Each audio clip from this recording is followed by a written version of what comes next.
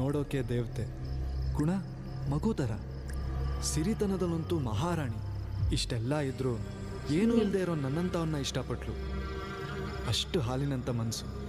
ಅವಳ ಪ್ರೀತಿ ಹೇಗಿತ್ತು ಅಂದರೆ ನಾನೊಬ್ಬ ಅನಾಥ ಅನ್ನೋದನ್ನೇ ಮರ್ತು ಹೋದೆ.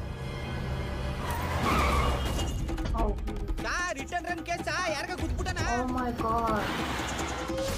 ఏం కేసమంటే రిటర్న్ రన్ இன்னைக்கு ராத்திரி ஃபாரஸ்ட்டுக்குள்ள ஸ்மக்லிங் நடத்துறாங்கன்னு இன்ஃபர்மேஷன் வந்திருக்கு. ಅಸಾಂಗೆ ರೈಟ್ म्हणजे ಟೀಸರ್ ಯಾರೇ ಹೋಗುತ್ತೆ ಅಂದ್ರೆ ಈ ಜಿಲ್ಲೆಗೆ CM ಕಾಲಿಡಲ್ಲ ಅಂತದ್ರಲ್ಲಿ ಇವೆಲ್ಲ ಬರ್ತಾವ.